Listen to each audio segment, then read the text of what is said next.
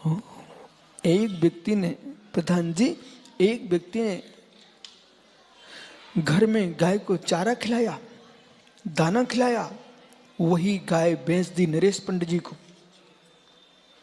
वो पंडित अपने घर ले जा रहा था, रास्ते में एक गड्ढे में गाय का पैर पड़ गया, बेचारी गाय का पैर टूट गया।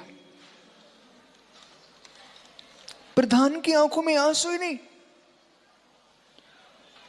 आंखों में आंसू नहीं, वो मुस्कुरा रहा था। वो कहता, भाई मंत्री, मैं कितना पुण्यात्मा जीव हूं। ओह, सुनो ध्यान से। बोले, मैं कितना पुण्यात्मा जीव हूं। बोले, क्यों, क्या हुआ? वो गाय थी 1 लाख की, हमारे पैसे डूबना नहीं थे, वो मैंने पंडित जी को बेची, मेरे हाथ में पैसे आ गए, उसका पैर टूट गया। ओहो अभागे, करुणाहीन, दया शून्य, तू क्या बोल रहा है? जिस गाय को तू साबुन लगा के नहलाता था, जिस गाय को तू पूरे दिन भोजन कराता था, क्योंकि तुमको दूध मिलता था, वो आज तुमने पैसे से बेच दी, तुम्हारी करुणा विलीन हो गई। माँ विश्वास मानो बालको, बेटा विश्वास मानो, कोई किसी का होता नहीं है, अपने स्वार्थ में दुनिया जीती है, दुनिया जीती है। आज तुमको अपना पैसा दिख रहा है, पैसा दिख रहा था भाई को। बोला, वो पैसा लेके चला गया बाजार में, वो 1 लाख की बढ़िया साइकिल खरीद लाया। वो दुकानदार को पैसे दिए अपने हाथ से गिन के, और जैसे दुकानदार अंदर घुसा, उसकी कोई जेब काट ले गया। फिर मिलता मंत्री से, मंत्री देख मेरा पुण्य कितना तेज है। बोले, क्या हुआ? बोले, मुझे तो साइकिल खरीद के लाया मैं 1 लाख की, लेकिन उसकी जेब कट गई। बोले, कौन से पैसे? बोले, हमारे वाले। मतलब तुमको पैसे से भी राग नहीं है, पैसे से भी राग नहीं है, तो राग किससे? सत्य है, राग से ही राग है। जिससे राग की पुष्टि हो रही है, वो राग से ही राग है, और राग में लीन हुआ जीव क्रूर हो जाता है। राग में लीन हुआ जीव क्रूर हो जाता है। इसलिए कुंद कुंद स्वामी श्री समय सार जी ग्रंथ में लिखा हुआ है, मित्र, संसार में बंध का कारण कोई वस्तु नहीं है। संसार में बंध का कारण कोई वस्तु नहीं है, कारण का कारण है, इसलिए वस्तु छोड़ना चाहिए, परंतु वस्तु बंध का कारण नहीं है। ऋतु वंदिकम मुंचत जीवो विराग संपत्तो, ऐसो जिणो देशो तम्मा कम्मेसु मां रज्जो। भगवत कुंद कुंद देव श्री समय सार जी ग्रंथ में लिख रहे हैं, ज्ञानी, ऋतु वंदती कम्मम।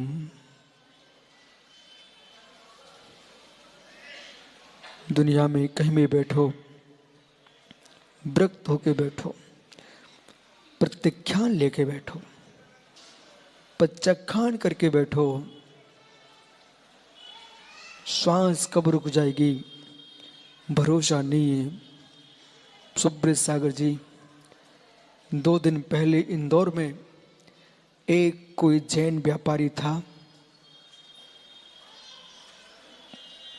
वो मोटरसाइकिल पर, स्कूटर पर जा रहा था। थोड़ी देर कहीं रुका, गाड़ी खड़ी कर रहा था। वो गाड़ी खड़ी करते ही करते हंस निकल गया। वहीं की वहीं अटैक आया, लोग दौड़े, उठाया, मात्र मिला पुद्गल का पिंड, वहां आत्मा निकल चुकी थी।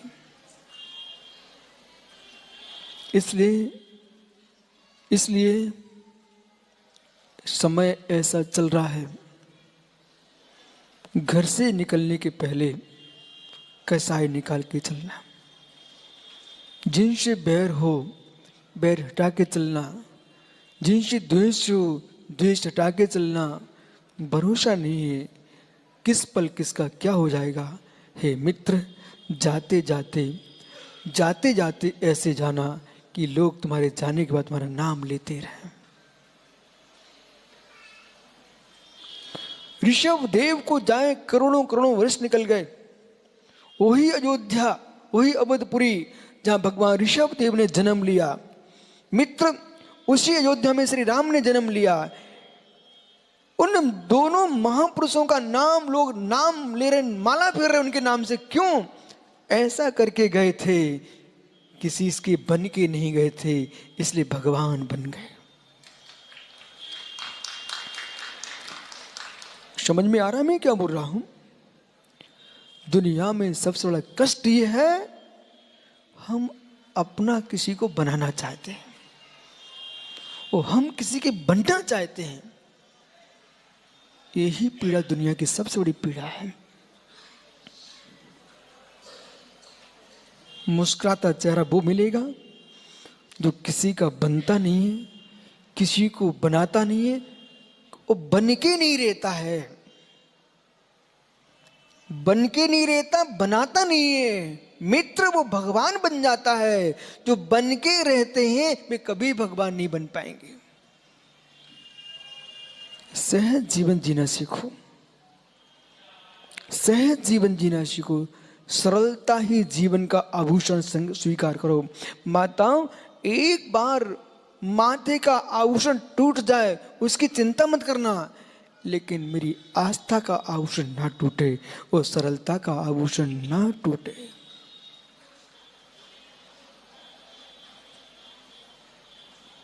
जानकी भी तो स्त्री ही थी ना, सीता भी तो स्त्री ही थी ना। राम के पहले उनका नाम ले रहे लोग, सीता राम। कभी आपको ऐसा नहीं लगता सीता से तुमको द्वेष होना चाहिए? क्यों? सीता से आपको द्वेष होना चाहिए? बोले क्यों? इसलिए यदि आज लोक में किसी की प्रशंसा हो रही हो ना, तो तुम सुनना कहां पसंद करते हो? कहां स्वीकार करते हो? सुनना कहां पसंद करते हो? बल्कि यूं होता है कि जैसा इनने किया मैं भी ऐसा करके दिखाऊंगा। और यदि कोई अरबपति वो खरबपति होना चाह रहा है, यदि सीता की प्रशंसा होती है तुमको ईर्ष्या होना चाहिए। जो सीता ने किया वो मैं भी करके रहूंगा। अपने आप में इतना महान बनूंगा कि मेरा नाम भी सीता जैसे चलना चाहिए। तो तुमको राम से द्वेष होना चाहिए। क्यों होना चाहिए? राज्य पद की प्राप्ति के लिए नहीं, वन में भी छोड़ दिया तब भी पिता के प्रति अशुभ नहीं सोचा, इसलिए तुमको ऐसा होना चाहिए।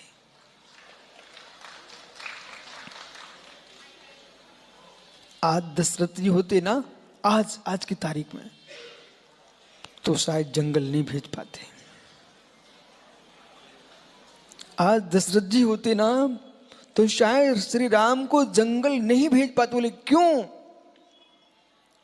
क्योंकि बेटा कचहरी में पहुंच जाता, बेटा कोर्ट में पहुंचा, वो दशरथ जी जेल पहुंच जाते। पर बेराम इसलिए धन्य हो गए, अपने पिता की बात सुनते ही जंगल चले गए, पर पिता को दोष नहीं दिया है, पिता की आज्ञा का पालन किया है।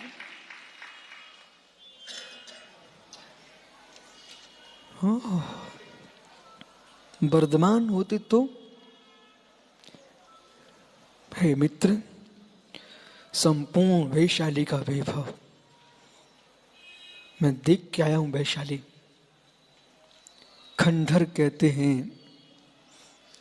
कुछ था भाई, खंडहर कहते हैं कुछ था,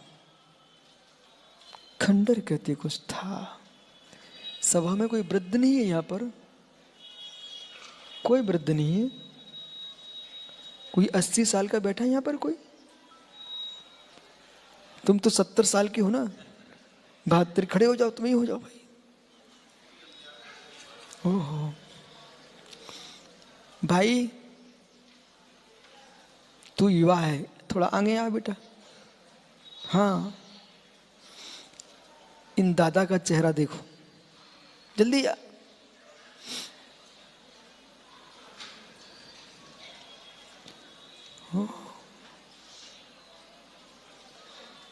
जवान हो गई, इतनी देर कर रहा भाई। ओहो बेटा सुन, इनको देखो, वहीं से देखो, आप तो अच्छे लग रहे हैं, ठीक है ना, फिर भी थोड़ा तो गाल तो पिच के ना। जब ये तुम्हारे जैसे होंगे तब कैसे होंगे? सुंदर होंगे। अच्छा, इनका भूत कैसा था? इनका भूत मतलब आप जैसे होंगे ना, सुंदर दिखते होंगे। इनका वर्तमान कैसा है?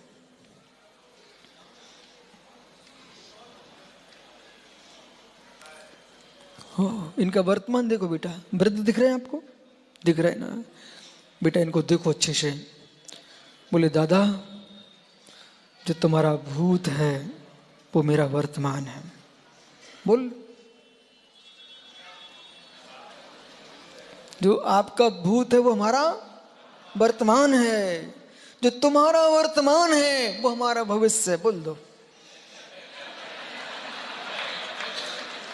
ओहो, नहीं बोलेगा अब, बोल। भविष्य, ओहो, जो हमारे परदादा का भविष्य था, जो हमारे परदादा का भूत हो गया, तुम्हारे परदादा का भूत हो गया, वो इनका भविष्य है। नहीं है? तो मित्र समझ, खंडहर को देख करके तुम ऐसे मत भाग जाओ। वे खंडहर कह रहे हैं जो मेरा वर्तमान है वो तुम्हारे महल का भविष्य है। ओहो समझ, जो तेरे महल का वर्तमान है मेरा भूत हो चुका है। खंडहर भी शिक्षा देने आए थे, वो देखो बैठ गया खंडहर। ओहो, इसलिए ज्ञानी, तस्वीर पर माला लटके इसके पहले माला फेर लो। सुनो ज्ञानियों, तुम्हारी तस्वीर पर माला लटके इसके पहले भगवान की माला फेर लो, कल्याण हो जाएगा।